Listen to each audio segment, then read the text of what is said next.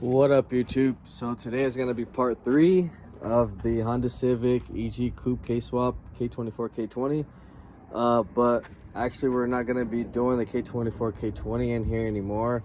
This car is actually sold now, so it's going to be shipped up north, Cali. And I'm pretty much going to do kind of like a part 3 series of the crate swap. So if you guys haven't been watching my channel, I've shipped 2 K series complete K swaps out so far, one in Virginia and then one Northern California. And the first person that I did the K swap for into an EK is actually doing this one as well. So this is his second K swap, and first EG, his other one was actually EK. So I'm pretty much just going to be dropping the motor in and cleaning it up a little bit, get rid of some stuff, and then he's gonna I have all the parts that we'll be going over probably in the next video on pretty much how to K-swap your car as pretty much as budget as possible, and while still maintaining reliability and not having to spend too much. I know some K-swaps can get excessive, so I try to tell people, to try to get the main things you need to actually get the motor running and driving, and then you can always upgrade later. So yeah, so I'm gonna be showing you guys pretty much every single little part that we need to drop the K20 in here. I'm using like I said, I'm gonna be using the K24 K20 that I was gonna use for this car and to the Eclipse. So I'll be proving that theory still. This might take a little bit longer, but we're gonna get this pretty much mount today, and that's pretty much drilling out all these spot welds right here. So all right here have to get drilled out on the EGs and on EFs. EKs, they pretty much just bolt up, and well, Integras also, you have to do that on the K-swap. So when you get that going, we're gonna get rid of this mount back here, probably take off the hoses, the evap, the rest of the air box, and pretty much just kind of get it cleaned up for him, so it'll be a lot easier. Like I said, we will go over all the parts that you need to run an auto to manual. This is also an auto manual conversion, so pretty much every single part that will be needed for the auto to manual will be supplied as well. And it's very simple. I mean, the plate is literally right here, and you can just put your clutch master cylinder, you take that out, put your clutch master cylinder in there, run your K line to your slave cylinder, and then usually you have to run shifter box anyways from a K series. So I mean, it's not like you have to modify that or anything. You just have to pretty much drill a hole and run it right through there and drill 4 holes to the box. Or if you want to get a box kit, shifter box kit, there's so many different ways of doing it. The cheapest way would obviously be using the stock shifter box and maybe just a plate. But yeah, right now I'm gonna go ahead and start getting to these spot welds. So I'm gonna knock these out, and then we'll come back and see what we're gonna do next. All right, so we got our bracket off.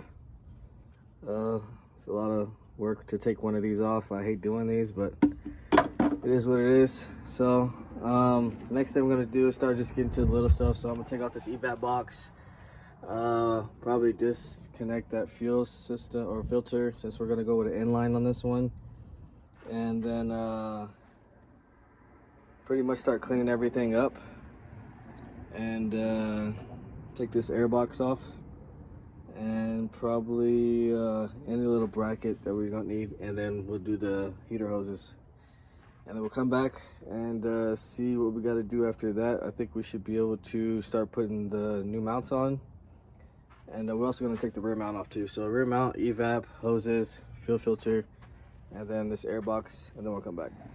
All right, so we pretty much took out the rear mount, evap, heater hoses, and the rest of the air box, and we got the power steering all taken out as well.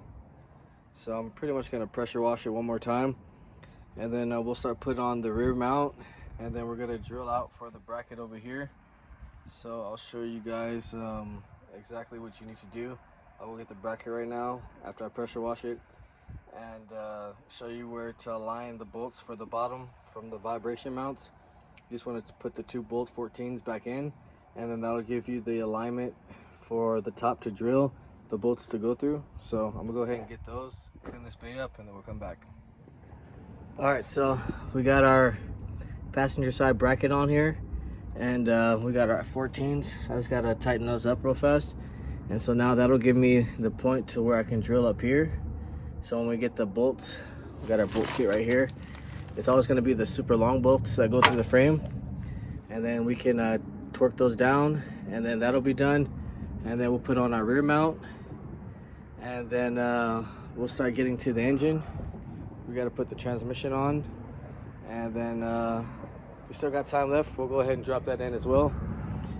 And then pretty much in the video after that. So I'm gonna go ahead and start getting this drilled out, and then we'll come back and see what else we gotta do next. All right, so we got the rear mount in, and we got our passenger side bracket on.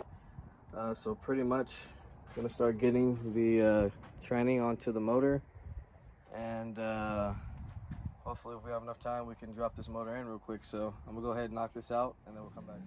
All right, so the motor is on with the transmission, pretty much ready to drop in. I put the rear bracket on here. You always want to do the rear bracket first when installing, and then you can go, I usually go like right to left, so I usually do this one last.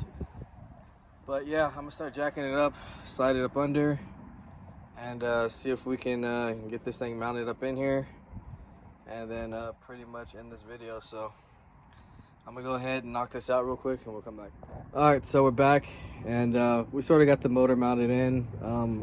Unfortunately, I think I used the wrong T-bracket on here because it's pushed back forward, so I gotta go find the ej1. I think this is an k2 bracket. So this side lines up, but this side is way off.